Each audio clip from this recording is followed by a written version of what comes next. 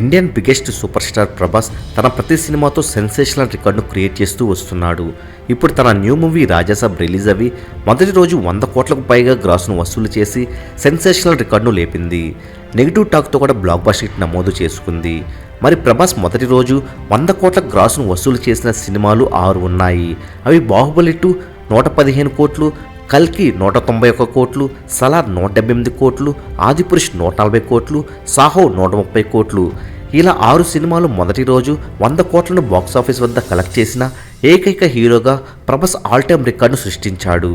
మరి ఈ సందర్భంగా ట్విట్టర్లో రాజాసాబ్ 100 crore ఓపెనింగ్ అనే హ్యాష్ ట్యాగ్ ట్రెండ్ అవుతుంది. ఇక ప్రభాస్ నుండి అతి తక్కువ హైప్తో రిలీజ్ అయినటువంటి రాజాసాబ్నే మొదటి రోజు 100 కోట్లు కలెక్ట్ చేస్తే నెక్స్ట్ రాబోయే స్పిరిట్, ఫౌజీ వంటి మూవీలు మొదటి రోజు ఎంత కలెక్ట్ చేస్తుందని ఆలోచిస్తుంటేనే గూస్ బంప్స్ వస్తున్నాయి.